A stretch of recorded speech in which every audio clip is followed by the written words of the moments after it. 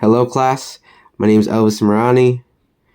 I am from BRE 110, Legal Aspects of Real Estate, and today I'm going to be talking about Chapter 9, which explains the different alternatives to litigation.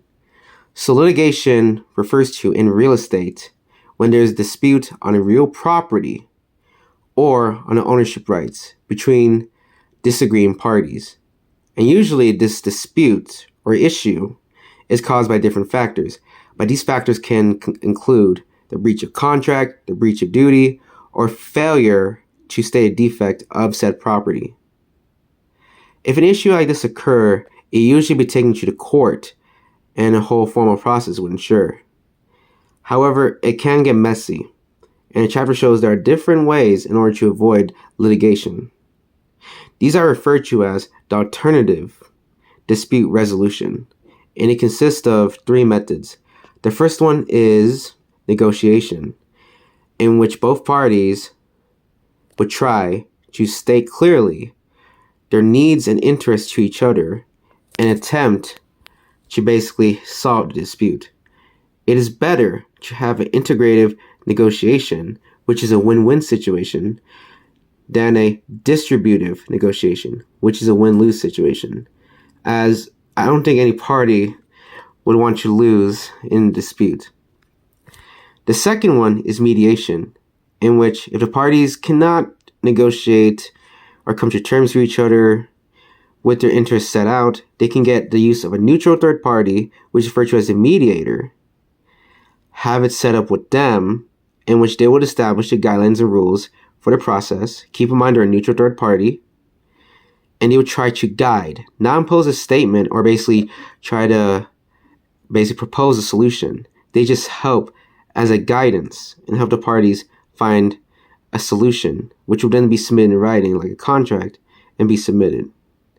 That is a second process. But if that doesn't work out, there's also arbitration, in which is a process when a third party, unlike mediation, actually goes and tries to actually submit or impose a solution for the parties involved. So unlike mediation, where they basically try to guide, these ones impose that solution. And it's usually a private third party. So it's less costly, but private in nature compared to litigation. And it's usually filled out in a written document, which has all the terms, the money owed, all the details in there, and send to a third party and see if they can accept the resolution and demand, or to keep talking.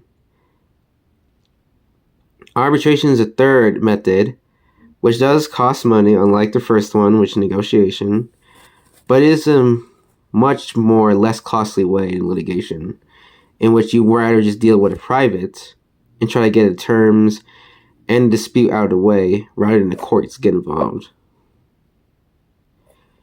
So yes, those are the ADRs, the alternative dispute resolution, which is negotiation, mediation, and arbitration.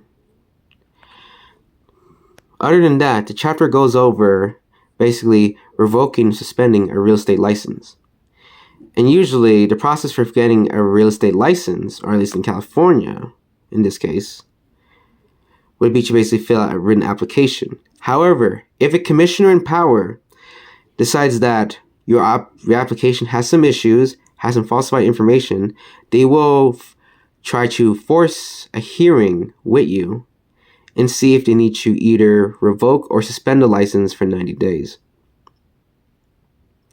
Now, if this occurs, you still can get a restricted license if during or after hearing they realize that you still qualify for that restricted license.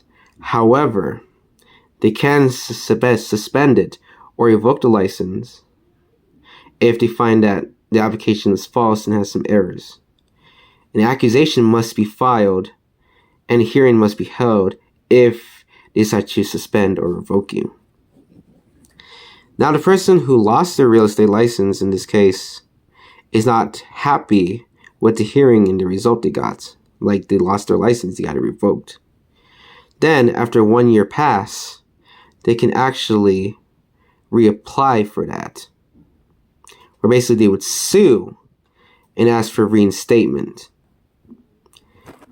And this comes into, they seek a reinstatement for a commissioner's action. And this can cause to basically reinstate or basically get their license back. So this whole process is detailed in Chapter 9. And I find it pretty interesting that besides with the ADR, they also went over how the real estate application works and how you get the license. How you can get suspended, how you can get revoked under suspicious or false circumstances, and what you can do if you fall into a situation where you get your license suspended. But yes, I have learned the ADRs, how to avoid litigation, the mediation, the negotiation, the arbitration, and the process of a real estate license if you get suspended or revoked. These are things I learned in Chapter 9, and this is what the chapter covers about. Thank you, class, for listening to my review. Thank you for your time.